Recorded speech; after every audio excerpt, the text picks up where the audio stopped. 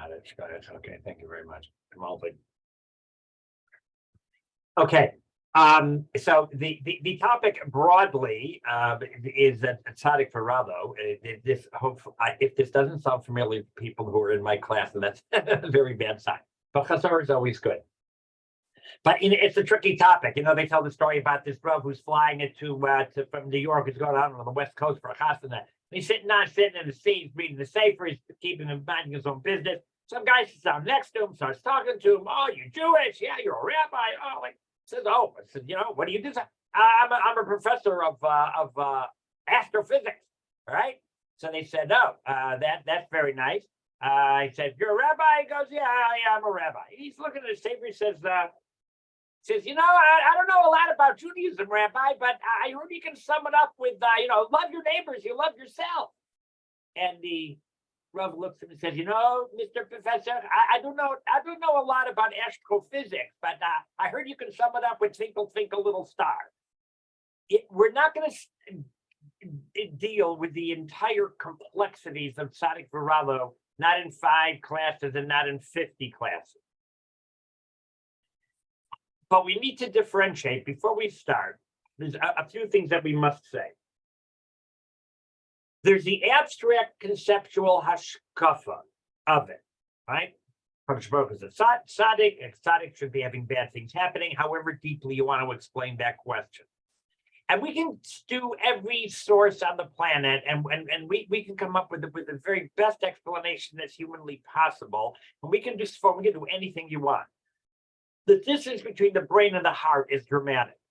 When, God forbid, pardon me, a loved one's on a respirator. So the hashkaf is great and concepts are great and sources are wonderful, but you're in pain, right? And that stinks. And that's just not fair, right? You look around the world and it's just not fair, right? So we've all grown past, the 15-year-old is not fair.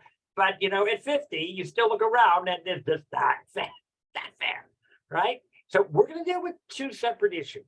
We're going to deal with the, how do we wrap our heads around we're going to start like this. What are we supposed to think?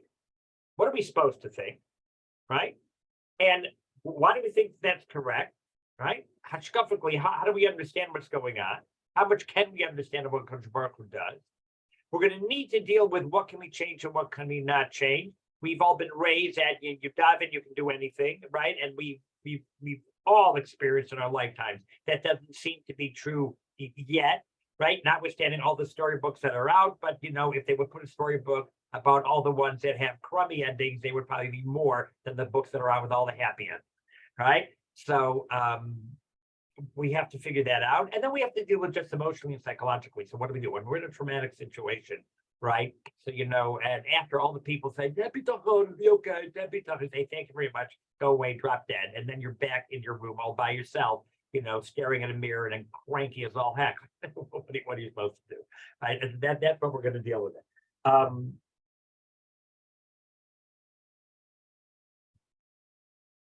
We're going to be starting with the basic concept. Let's do this intelligently. There's one basic normative, what most Baalei Hashkafa assume is the approach you're supposed to take to what we're supposed to think about how Kadosh Baruch Hu runs the world. There is a very famous Archaim HaKadosh, right, over which there is a huge amount of discussion, ranging from we don't teach the Archaim HaKadosh because we don't understand it, to no, what are you talking about? It's not really all that different than what everybody else says. That's quite dramatic. Okay, right? We're going to leave the Archaim HaKadosh for the end. And Mitzvah, we have time. It would be irresponsible not to do the Archaim HaKadosh. If we really have time, then we can do the Archaim HaKadosh and maybe watch a clip from Rabbi Akiva Tatz, who has his own unique take on it, which you can either accept or not, right? But that's if we have time. Otherwise, we're going to do this standard normative approach. And it all boils down to, I have to hang on a second. Let me just get it up on my screen. And I just came back. Get out of here. Here we are, Gewaltig. Let's go back and share the screen. It all goes back to Shazam. To Pasuk and Hazim. That's what it all boils down to. Based on the Chofetz Chaim's, based on what everybody assumes the Chofetz Chaim's understanding of the pasuk is. Pasuk says like this: Hatzur. Oh, I forgot my standard introduction. Oh my gosh, I forgot. I'm sitting in my office in Tiferet Space Yaakov one day, and I get an email. She says, "Hi, I don't know if you remember me." And she tells me her name. She's married. My main name was this. I was your student many, many years ago. In no Panay yet, right? I don't know. You probably don't remember me. I sort of sat in the back of the class. You probably thought I didn't pay attention. I could not, for the life of me, figure out who she was. She was living in Israel. We were still living in Toronto. I live in Israel, and I do a fundraising thing for schools, whatever. And it can, maybe be interesting. So I said, no, I don't do the fundraising. Pass it on to Lawrence Weinberg, who takes care of the money. Right? I get an email from her a day or two later. Thank you very much. I was in touch with Mr. Weinberg. Maybe we're going to do something. Says, I just have to tell you this. Again, I still don't know if you remember who I was. And she gives me who the class she was in. And I remember some of the names. I'm just trying to figure out who it was. Again, right? So I just have to tell you something like this. He says, we live in Eretz Yisrael. A little while ago, I had my third child, and the baby died in childbirth. And I was really down, and I really just could not wrap my head around it. Says, believe it or not, the only thing I took with me from Toronto when we made Aliyah were my notes from your class. Right? I had my husband bring the unit on Tzadik Varala. When I read through all the notes, and I just want you to know I felt a lot better. Thank you very much. Right? And that's for someone who I still can't remember who she was, and she probably was right. I did look like she never paid attention to class. So every time I teach a student, I used to listen. I daven that we should never need this. No one should need this. You should never need this unit. It never comes up. It's never applicable in anybody's life. But in Rich every time we get through it, it should be helpful. And here's what we're supposed to believe. Pasuk says Hatzur, that's a Kodesh Baruch Hu, right? Rock. Tamim pa'alo. Pu'ulot, his actions are tamim, are complete, are pure, right? Why are they pure? Why are they all complete? Why are they whole? Ki kol drachav mishpat. All of his paths, all the roads that a Kodesh Baruch Hu takes are justice. They're all justice. So if everything he does is justice, then everything is pure and correct. Kel Emunah. He's a God who is trustworthy. You can trust him because there's a rhyme and there's a reason. He's not flippant, doesn't make it up as it goes along, doesn't play favorites. He's Kel Emunah. The Ein Avel, there's no injustice. He does no injustice. Tzadik, the Yashar Hu. He's a Tzadik and he's straight. Problem is he seems to be saying the same thing twice. It's Hazino, it's a song, it's poetry, and many Meforshim just let it go. But it does seem to be saying the same thing twice. Hasur Tomim Palo called Rachav Mishpat. Well, if called Rachav Mishpat, then Yada obviously ain't Abel. There's no injustice because he said it's Mishpat. If it's Mishpat, there's no injustice. That's what she just said. He's Tamim. He's pure. He's a tzaddik. I got it. People that are Tamim act righteously. They act Yashar. If you're not Yashar, then you can't be called Tamim. Say the same thing twice. Says Chofetz Chaim using his mashal. Got a guy who robs a bank. Drag him into court. Punish him for robbing a bank. Is 2 years in jail. He did it. He was caught. There's witnesses. No doubt about it. He's right. Plead for mercy. 2 years in jail. And that's the way it is. And that's justice. And justice has been served. And that's pure. And that's correct. And no favorites. And that's fair as it goes. But his wife didn't rob the bank. And now her husband's in jail. Kids don't have a father to help with their homework. They're not going to do so good in school. Finances are now tricky. They ain't going to go to summer camp. His 80-year-old mother is freaking out, right? His business partners are, he was the man behind most of the sales. The business is struggling. They're going to have to really retrench for 2 years until he gets out of jail and gets back to work. They didn't do anything wrong. Why? What's his 80-year-old mother have to suffer this for? Why do his kids have to go through this? They're great kids. They didn't do nothing wrong. What's going on? Well, it's the way a cookie crumbles. What's the court supposed to do? Nothing the court can do about that. That's just the way it is. That's how it is on earth. But when a Kodesh Baruch Hu judges, he takes every single solitary permutation and ramification into account. The first half of the pasuk is vis-a-vis the person himself. Atzur Tamim Palo called Rachav Mishpat. He judges that person. They go to jail for 2 years. They did nothing when they get punished. They do whatever. They get sick. Whatever it is. It's Mishpat. Absolute mishpat. How about all the other people? Second half of the pasuk is talking about the supposedly innocent bystander. His kids, his wife, his mother, his brother, his sisters, his neighbors, his chavrusa, his grandmother, everybody else who's now suffering traumatically. Maybe their finances are now stinky. The kids are embarrassed to walk into school. A million and one things are going on. His brother is a mess. His single sister Shadukha have completely fallen apart. Who the heck wants to go out with her, right? Because look what's going on with her brother. Baruch calculated. Kel Amuna ve'ain avel. There is no injustice. No injustice. No injustice. The cousin, everybody, the neighbors, the community. There's no injustice. I apologize, I forgot to turn the window. There's no injustice. Who's that? No injustice. It's all calibrated. No innocent bystanders. No, just happen to be in the wrong bus at the wrong time. No, well, you just lose because your father's in Russia and therefore he's going to jail and his business collapsed. Why? Because he's a ganef and he cheats and secretly he's working on Shabbos and that's of course his business. That's justice. Well, me. I don't work on Shabbos. Not my fault. My father's in Russia. I didn't know that. He looked like a good guy and now I'm so embarrassed. Ain't nothing. It's all calibrated and calculated, all taken into account, which makes it much more difficult. Wow, it don't look like that at all. It don't look like that, right? Maybe if you say, what happens to that person happened. All the other stuff, that's the way it goes, man. Man, look at the draw, you lose. Well, is it my fault? It's not. Your father's in Russia. It's the way it goes, man. So you don't go to camp, and you downsize, you're in a small house, and you're right, and you guys only have one car, and you're right, you're embarrassed to walk into school because it was found out to be a big crook who was doing bad stuff. And why me? Because your father's in Russia and life stinks. That would too bad. That would make it easier. So it wouldn't have to like to think so much. Not true. Not true. Not true. Not true. All calibrated. First half of the pasuk is the person himself. Second half of the pasuk is all the innocent bystanders, the periphery, all those that are affected by it, and no injustice.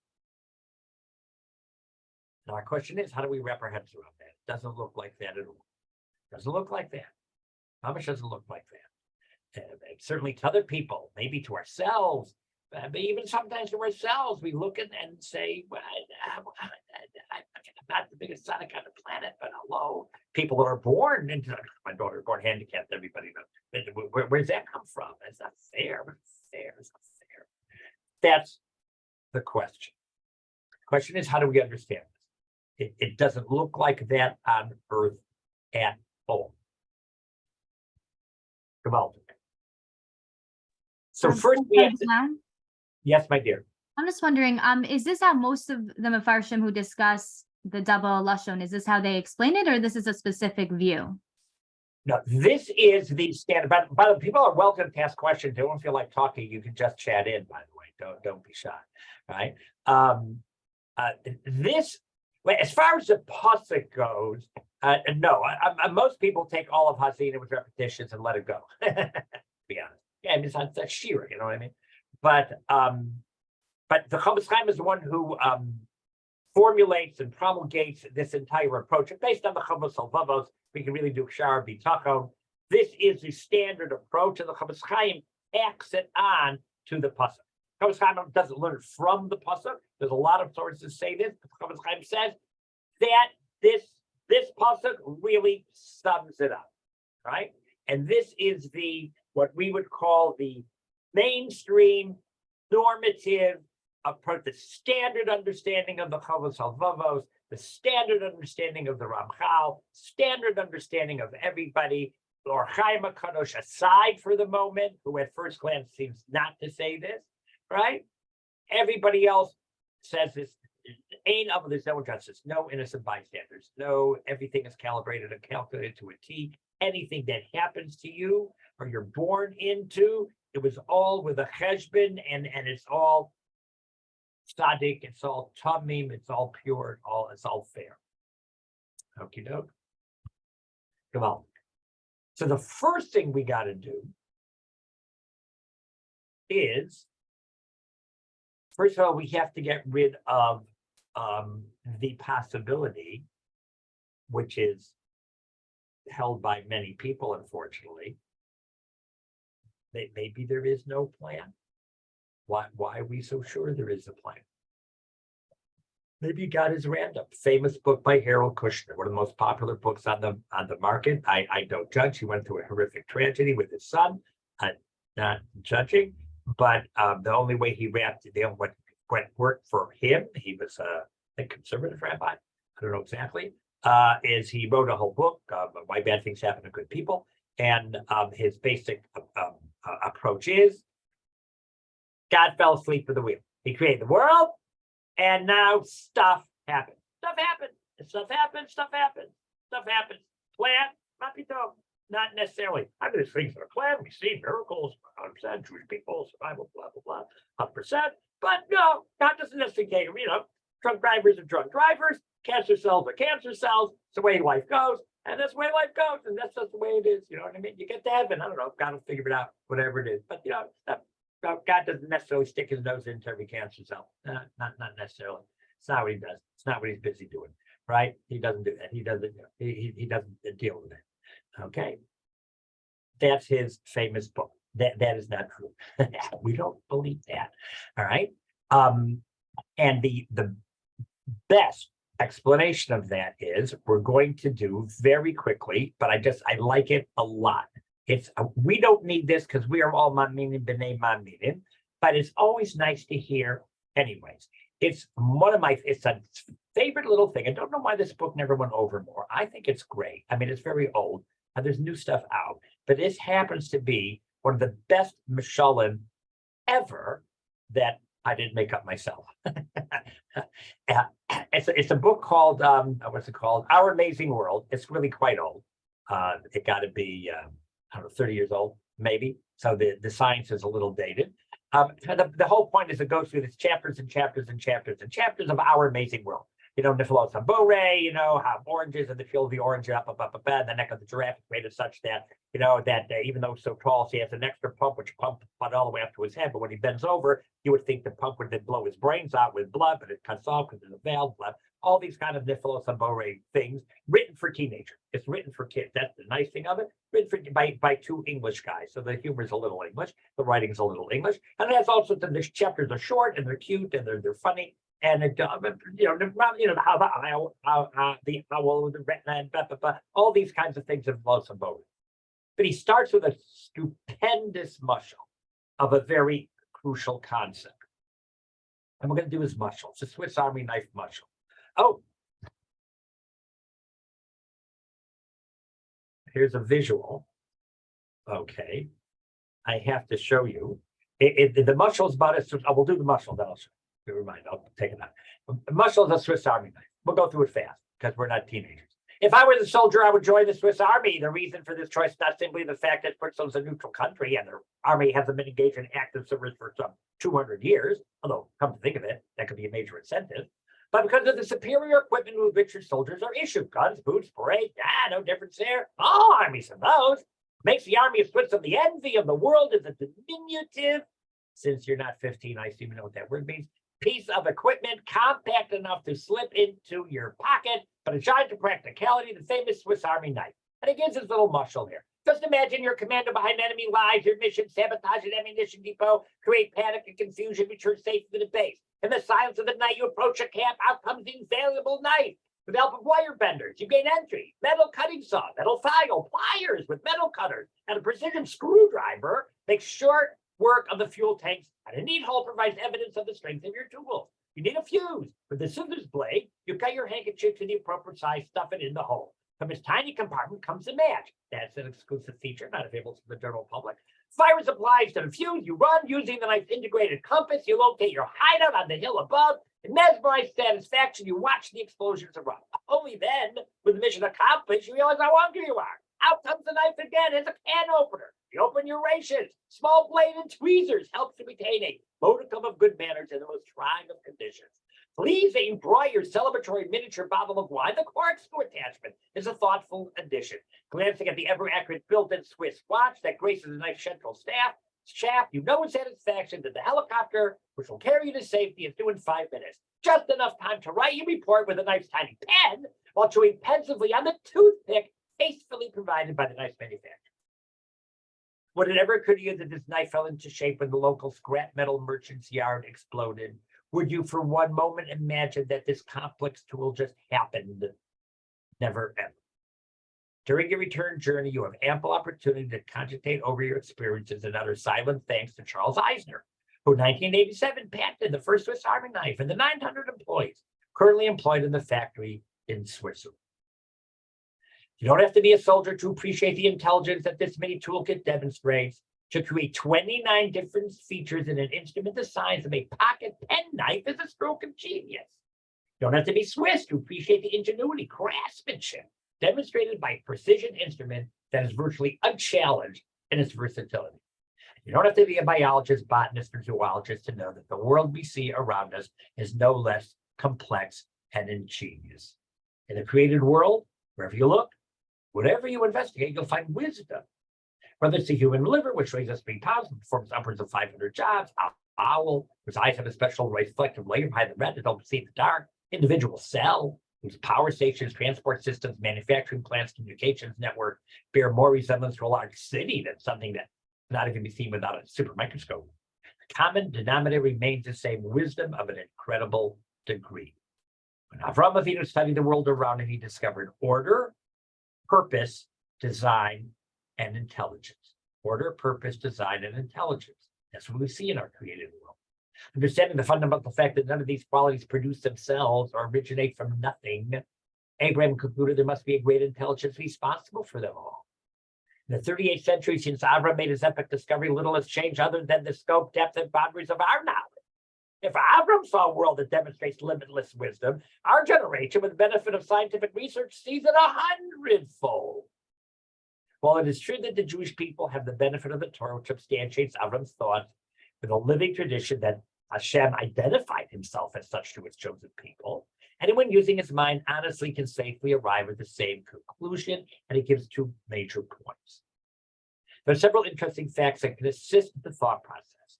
Firstly, go to an automobile junkyard, observe the cars in varying degrees of decay, and you'll learn an important fact. There is no evidence of ordering forces in nature. Kind to the contrary. There's a scientific principle called entropy. This essentially means there's a downward frequency from the highly organized towards the less organized. Left to themselves, things fall apart rather than organize themselves. That which applies to the junkyard or your children's bedroom applies to the whole world.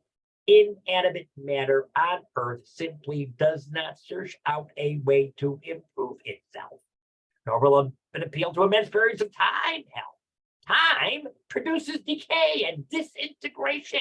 It results in corroding metals and eroding cliffs. Time is destructive, not constructive. Inanimate matter, devoid of energy and life to begin with, will remain inactive forever, unless acted upon by a superior outside force and given direction and organization. Well, in the observable world around us, we see an advanced state of order.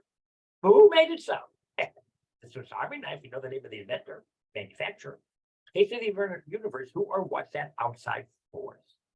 Secondly, scientists such as Louis Pasteur help to show that life comes from a previous life, and that spontaneous generation of new living things from non-living matter does not occur.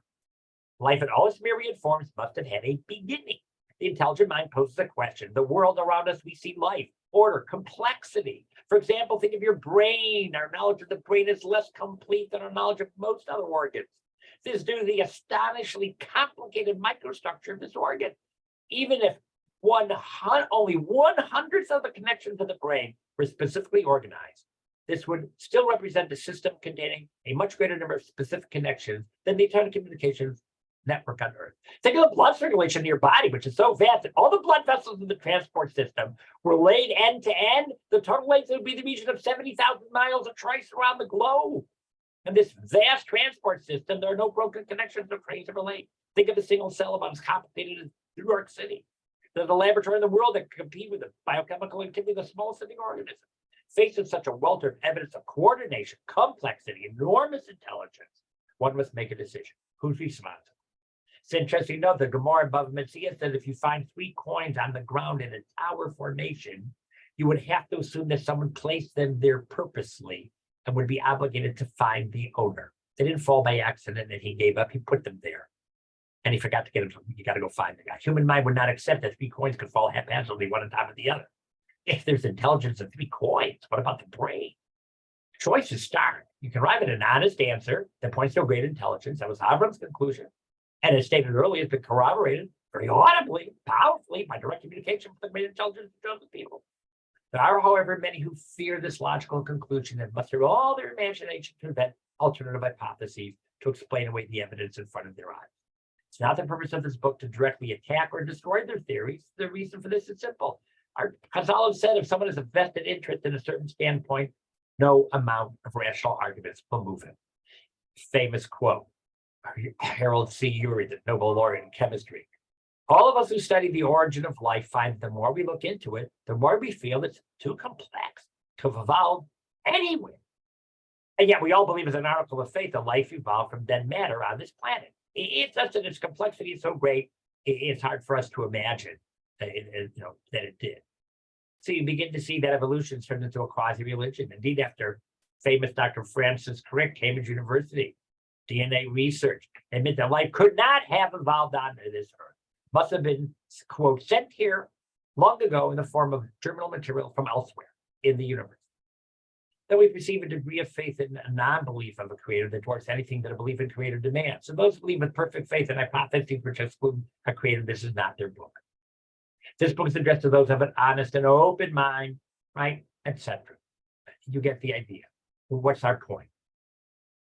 The point of this is, if in the world we see so much complexity, forethought, design, right, and extremely complex design, right, in cells and all of the matter and the created world, it's simply not reasonable to assume that that creator who put in so much forethought, so much planning, so much intricate and complex design to get this all set up, would then fall asleep and let it run amok. It's impossible to imagine that he just missed out that Uncle Charlie has cancer cells growing, and when he missed that, he couldn't do anything about that. For God's sakes, he went through hoops to get the giraffe's neck just to be just right, and get the cells just right, and all that. And he can't take care of Uncle Charlie's chronic cancer cells. The guy's a big Tzadik, superstar guy, and just like let it go. Couldn't deal with it. He couldn't rearrange a little bit to miss a bus. For God's sake, so many people miss buses that blow up because arrange for him to miss a bus. He got out of the bus. He couldn't arrange that. Too hard, too complex. Didn't notice. Wasn't paying attention. That's ridiculous. And therefore, to assume that there's no plan and things are random is nearly impossible. As the Torah says, on Sur Tom Impalo, our question is, if it's so well thought out, we can see the planning and the forethought and the intelligence in the created world, we've been able to discover it. But right, 200 years ago, now we didn't know and we didn't understand anything. But now look what we've discovered. Why can't we see the planning and forethought of the way God runs it? Why does it look so ridiculous? If it's so well thought out, it's so brilliant, and so put together, and ain't Avel, and it's all calibrated and calculated, and yada-da, how come it looks so ridiculous? It looks ridiculous. Why can't we see it, for God's sake? Okay, there'll be some things we can't understand, but so much we don't understand. We're not idiots. Why can't we understand that? I have a question. Yes, my dear. I understand like Hashem put so much into this world, like the physical world, but I came a little late, so I'm sorry if you already addressed this, but is it possible that Hashem created a whole natural world and the way it works? And then like we're in this world, it's not like, let's say someone gets cancer, like you said, it's not necessarily Hashem plans this person should get cancer, but they're in this natural world with these systems and the way it is.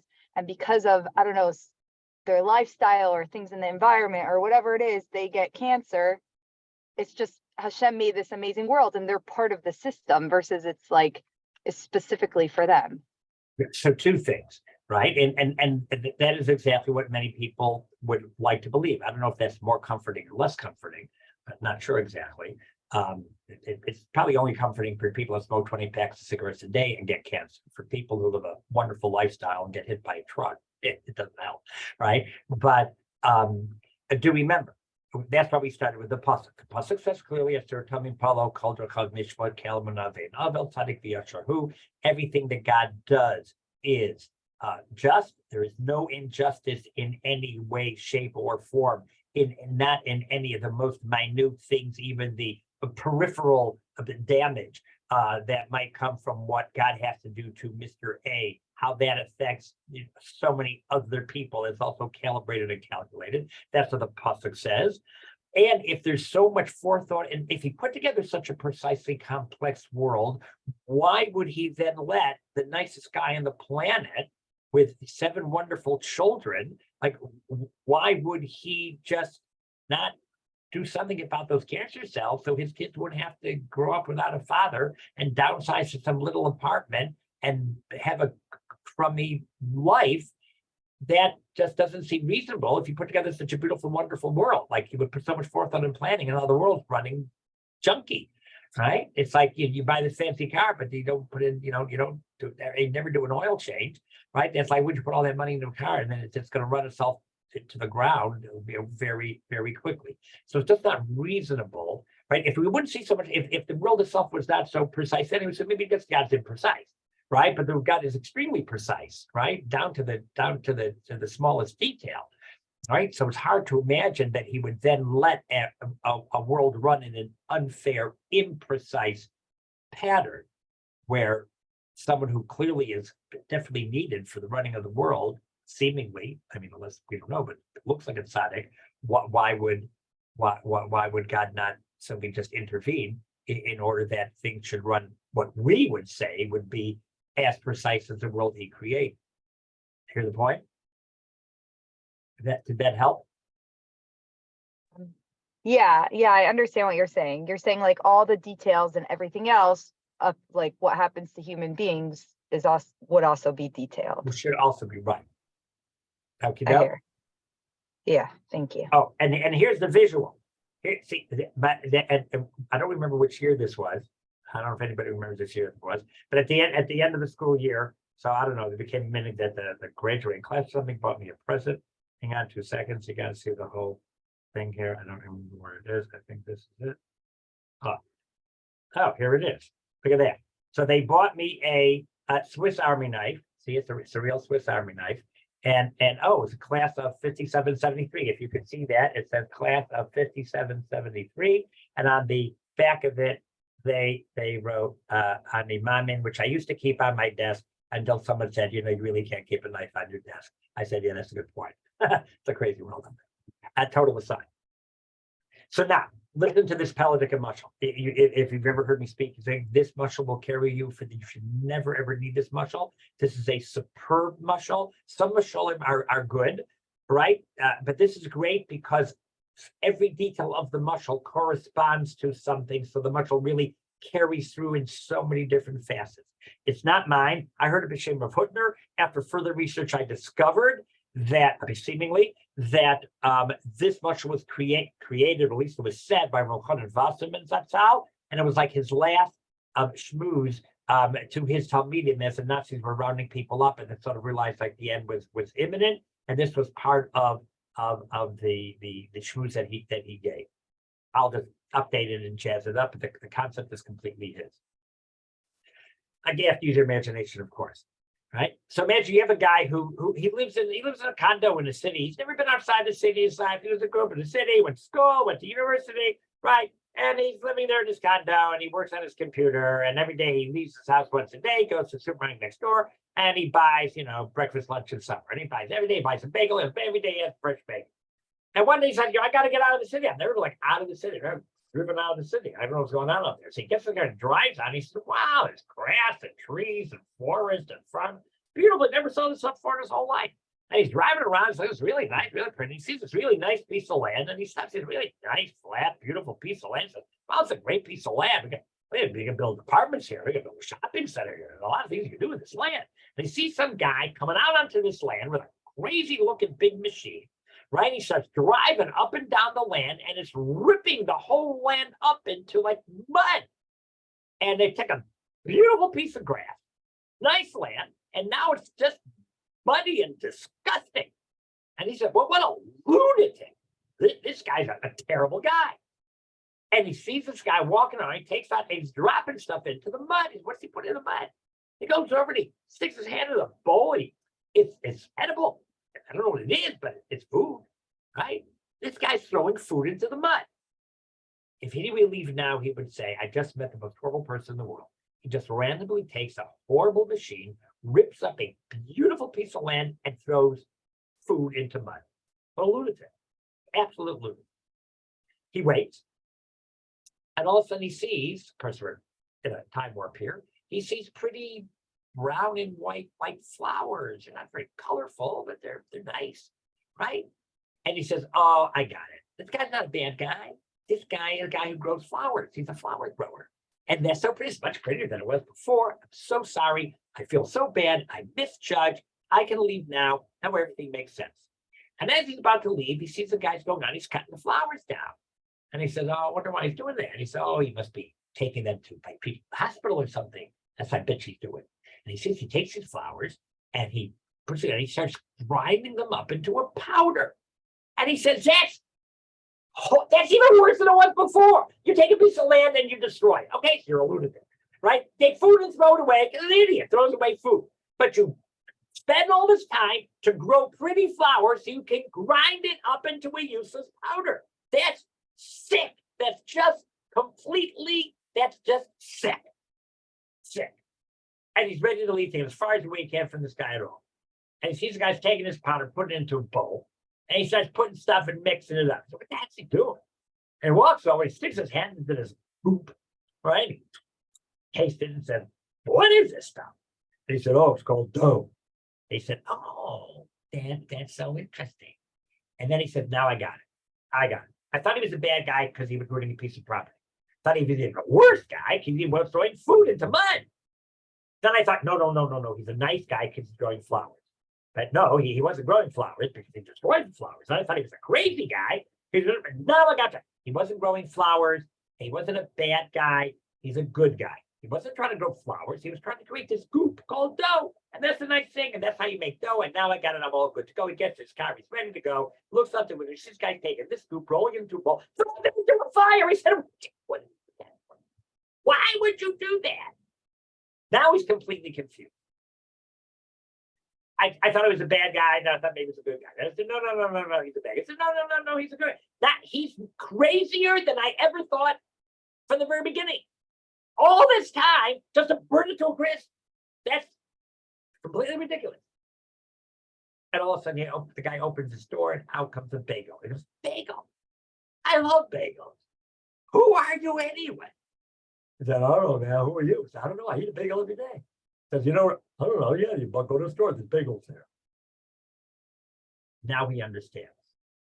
Everything he thought was wrong. And listen to the godless of the mushal. Not only what he thought was bad wasn't bad, what he thought was good wasn't good. It wasn't like, wow, Baruch Hashem, such free flowers, this is wonderful. You're an idiot. It's wheat, it's not flowers, it's sugar, what are you talking about? Right, just wait, you'll see the flowers. Oh, they're so pretty, they're so, I can look, wow. The dough is tasty. Dough is tasty, you're an idiot. Bagels are better, relax, right? And he wasn't throwing it into a fire, he was baking it. He wasn't grinding it into useless powder. But if you don't know the system, why would anybody in their right mind think that grinding what just seems to be pretty flowers into a pot, how could that have anything to do with a bagel?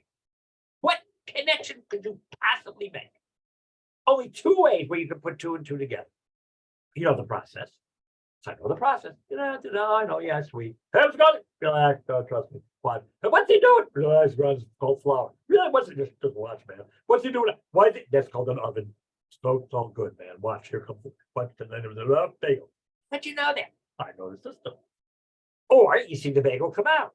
Now you look back and say, what an idiot I was. I didn't know anything. I didn't know bad. I didn't know good. I knew goodness. I knew nothing. Right? But it's not my fault. And the guy wouldn't be mad at you. I know you were, I saw your blood pressure was rising. I didn't have time to explain to you. I realized, I don't think you know what's going on here. You're really having a hard day. I said, the guy looks a little weird, but just, just trust me, man. And it worked.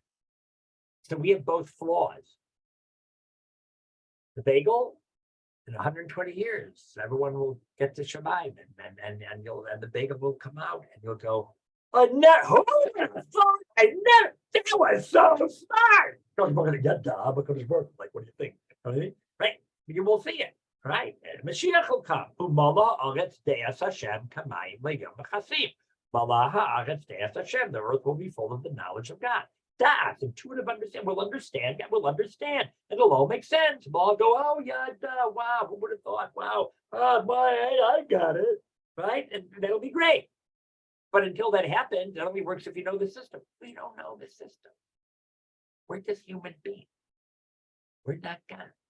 We only know what he tells us, and he ain't telling us. He's not telling us.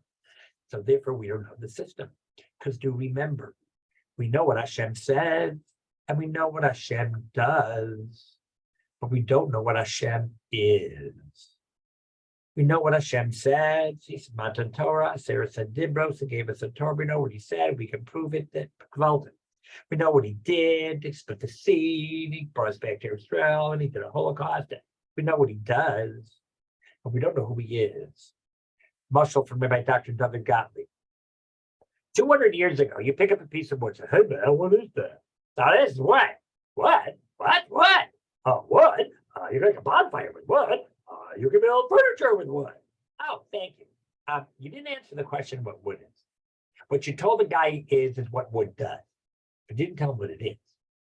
Today, say, hey, what is that, man? Oh, that's a piece of wood.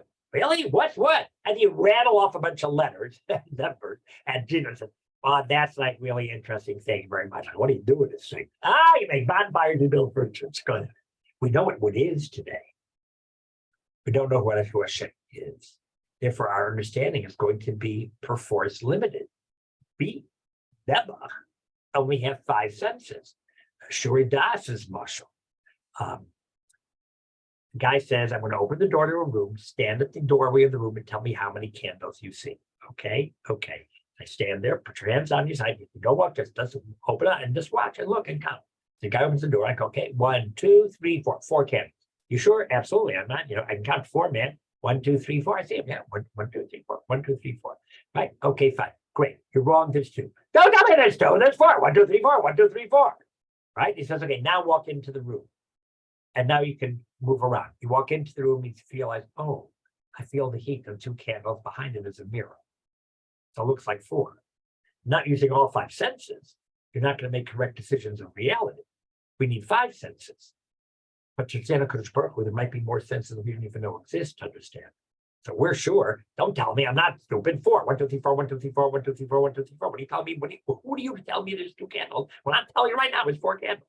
Well, you're a dope. You're only using 4 out of your 5 senses. I'm using 5 out of my 5 senses. The Kodesh Baruch Hu is saying you're a bigger dope because you only have 5 senses. Right? So of course you don't perceive reality. Right? Or if Dessler's mushal of, trying to explain colors to somebody who's blind. Right? It's impossible to explain. You can say, well, red is like hot and blue is like cold, but that doesn't really make any sense. Right? The mind of somebody who's colorblind is that he knows he's colorblind, so he believes you that there is such a thing as color. I don't know what it is, but if you tell me that this is green and that's red, I'll believe it. Right? And before you walk out the door, it says, listen, man, you're colorblind. Well, I'm like looking at your tie and your shirt, like I recommend a change. It's okay. So I believe you, right?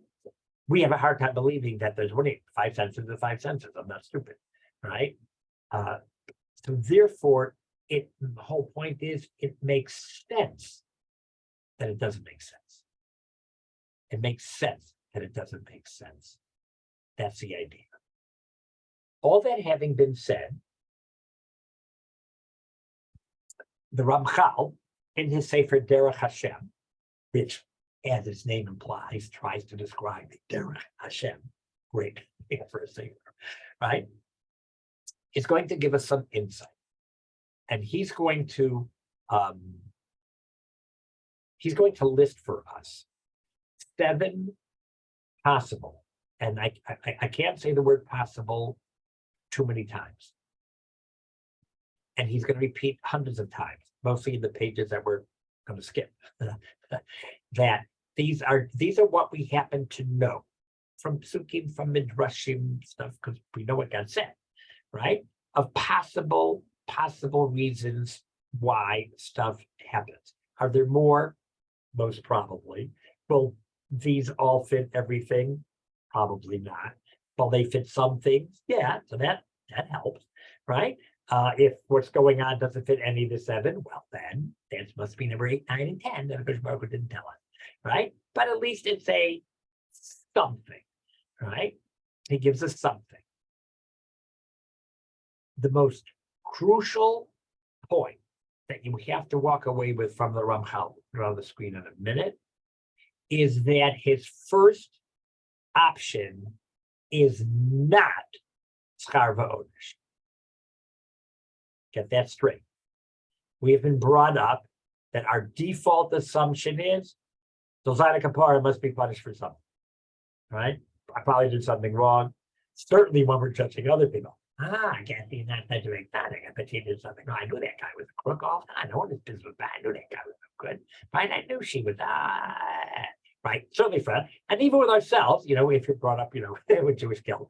So then you assume, I must have done something wrong. I'm a bad person. I know it. I'm a bad person. That's not his first choice. It's the second choice. That's true, right? It is second option. But it ain't the first option. And that's so crucial to realize. Okay. I apologize. Because again, I came home really late because I got bogged out after Myron. It's not your fault, but I made an instantaneous choice to be a nice guy. Hang on 2 seconds. Well, okay, let's share the screen and let's see. Let's at least get the opening into it. Here we go. And the opening is the key, my dearest. First of all, let's make this a little smaller, just a little bit. Thank you. First of all, you'll notice he uses the phrase hashgacha ishi. By the way, always a bad start. This is Perek Shlishi of the second section. It's not really what you're supposed to do. You're supposed to start from like first chapter of the first section and go straight. But we're not, and you'll have to have blind faith that I'm not fooling you. Okay. He used the term hashgacha ishit. We're more familiar with the term hashgacha pratit. Same idea, prat individual, ishit individual, right? I don't know why we just use the term hashgacha pratit is used by most people. Uses hashgacha ishit. It's to contrast hashgacha klali. That's another ballgame. There is a concept of hashgacha klali. Overall, Kadosh Baruch Hu has to move the world to a certain place, and therefore nations and things and all sorts of overall stuff has to happen. We're dealing now with you, Mr. Person, Miss so-and-so as an individual. And he's going to be dealing with why you're born with stuff and why stuff happens to you. It's all the same idea. It's all part of your hashgacha pratit. You were born in the 1400s in Spain. You were born in 1939 in the Warsaw Ghetto. You were born in the year 2000 in the 5 towns, right? You were born beautiful. You were born not so beautiful. You were born autistic. You were born handicapped. You were born with a glib tongue and you always say the right thing at the right time. You were born socially awkward. You were born with parents that are drug addicts. You were born into parents who are very intelligent and wonderful people. You were born into a family you didn't find out you were Jewish till you were 27, right? The stuff you're born into, hashgacha pratit, the Baruch Hu arranged you should be born in that place at that time, in that era, with those parents, with this set of things. As we all know, the Gemara Nida says before you're born, it's decreed besides who you're going to marry. Before you're born, it's decreed, right? Whether you're going to be rich or poor, whether you're going to be sick or healthy, whether you're going to be smart or not so smart, right? All sorts of stuff. And the only thing that's not decreed is Tzadik or Russian. Not decreed is Tzadik or Russian. But everything else is set before you're born. Well, we'll see how much is set. But so you were born with a certain family in a certain time period, in a certain era, with certain traits and certain deficiencies and certain handicaps. And along the way in life, you win lotteries and get cancer and you get hit by cars. And you happen to sit next to somebody on the bus who just happens to know someone who's looking for someone in your field and you land this great job, right? That's stuff that happens along the way. So he's dealing with both things. Some of the 7 will fit more for one. Some will fit more for the other. Some will fit both. But that's his topic. Number 1, we're going to do the English straight. We've already discussed the fact, and this is one of Ramachal's most famous concepts, that man's task, well, what are we doing here in this world? What are we doing here? What's our task? Is to exist and choose. That's what we're here for, to choose. To choose good. Now, you can only choose good in a world containing both good and evil. Otherwise, you can't choose good because there's no choice. That's all there is. So God has created a world of good and evil. And your job is to be born and go through life, hopefully choosing good or not, your choice. The individual concepts of good and evil are extremely numerous. However, since the good consists of every possible worthy quality, while its opposite includes every bad quality. Elements of good and evil exist as opposites. For example, pride, that's a bad trait. Opposite, humility, that's good. Mercy, that's a good quality. Callousness, it's the opposite. Being happy and satisfied with what one has, it's a good one. Opposite is bad. Same is true with all other traits. The highest wisdom, that's how we refers Chachma Elyo, refers to HaKadosh Baruch Hu. The highest wisdom determines every possible quality that can be included within the limits of the nature that man must have in order to fulfill his ultimate purpose. Because Baruch Hu knows all the different possible qualities, callousness and happiness and critical and kindness and by humor and not humor, right? God then brought into existence all these qualities, together with their causes, effects, and everything that surrounds and accompanies them, decreeing that they should be able to exist in man. Now, in order for these qualities to exist, it was necessary that individuals be divided into different stations in life. You can't have someone choose to be charitable and generous if there's not somebody who's poorer than him that needs his generosity. If absolutely every solitary human being on the planet had the exact same amount of money, then where would someone be able to deal with their trait of generosity or stinginess? You couldn't be stingy and you couldn't be generous because everybody has all the exact same amount. And everyone's doing perfectly well. Everyone's loaded. So, right, if everybody was all equally, perfectly healthy forever and ever and ever, when would someone have the opportunity to choose to give up on a wonderful evening and go to a smelly hospital to go visit some cranky person? That's a good trait, doing that. But that's come into practice. But it can't come into practice if there's an opportunity for it to come into practice. But our job is to make that choice. But I can't make that choice. Nobody's sick. That's a problem. How about the being happy with what you have? Well, of course, you're happy with what you have. Everybody's a bazillionaire and has never been sick a day in their life. Why would they be happy with what they have? In order to choose to be happy with what you have to be in a hospital bed being pretty cranky. You have to be living in a really small house with a never messed up car while everybody else is going to Dubai for Pesach. And then you can either be happy with what you have or not. But that's what you got to do. So in order for these qualities to exist, it was necessary that individuals be divided into different stations in life. Each of these stations is then a test for a particular individual. allowing all these bad qualities to exist. You could mess up. You could be a rotten, horrible, disgusting person. Give the opportunity to strive against that and embrace the good. And it gives the simplest example. For example, if wealth and poverty did not exist, we no opportunity for people to demonstrate generosity or indifference. How can you choose to be generous or indifferent if there's nobody to choose to be generous or indifferent to? So someone got to be rich and someone got to be poor.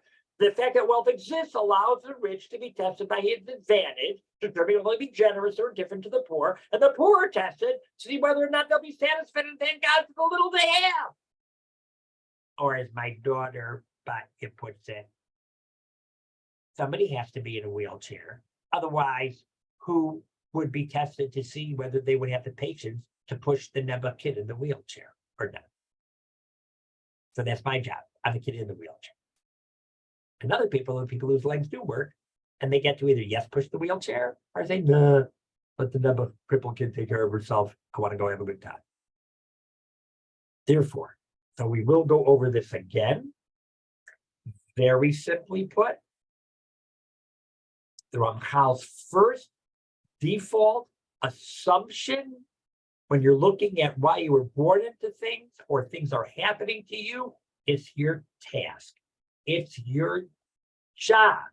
Oh, but it's not about unfair because God gave me the job of A, having a mother who doesn't take her medication, B, I'm intellectually very stifled at school during our time, and I'm socially awkward. So that's like a what is a tough package. Where she, what's her job? Double to give a lot of tzedakah, on their flight to Dubai. Thank you very much. Right? That's not fair. She gets it. It's a fun job. I got a cranky job. She has a fun job.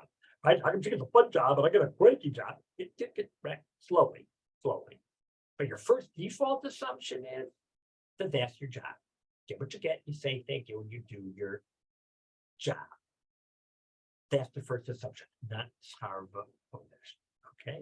Rich, we will pick this up again next week. We're going to go over that very carefully inside. And next we will deal with the fact of, can you ask God to please change your job? You assume the answer is, I assume so. Isn't that what we do? We daven, God, I'm fine being the 37-year-old single, like it's my job. Baruch Hashem, everyone's so impressed. She's so wonderful. She's so inspiring. I got it, but now how about the all of a sudden found her shit other job? I'm okay with the guy who gets Tom Shabbos back there. But how about the job of the guy who suddenly wins $20 billion? Will it go to his head or not? I got that job, Hashem. Can you ask to change your job? You assume yes, but clearly sometimes says no. We'll be dealing with that next week. Got it? Got it. 'Twas a pleasure. Have a beautiful and wonderful afternoon and evening. Shkoyach. Very good to see everybody. Thank you very much, Elisheva, for putting this all together. Okay, Hatzlacha. Be well. Thank you so much. My pleasure. Have a great week.